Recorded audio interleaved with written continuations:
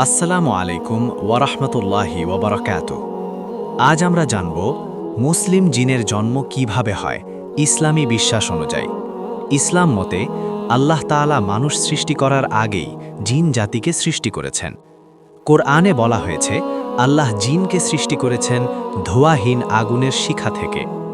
মানুষ সৃষ্টি হয়েছে মাটি থেকে, ফেরেশতা সৃষ্টি হয়েছে নূর থেকে, আর জিন সৃষ্টি হয়েছে আগুন থেকে। জিনদেরও আছে পরিবার, আছে বিয়ে এবং আছে সন্তান জন্ম দেওয়ার ব্যবস্থা। যেভাবে মানুষ আল্লাহ নির্ধারিত নিয়মে সন্তান জন্ম দেয়, ঠিক তেমনি জিনরাও তাদের নিজস্ব নিয়মে বংশবৃদ্ধি করে। সব জিন কিন্তু খারাপ নয়।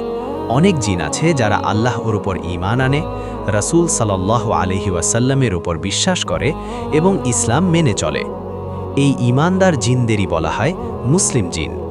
মুসলিম জিনরা নামাজ পড়ে, রোজা রাখে এবং আল্লাহর আদেশ পালন করে।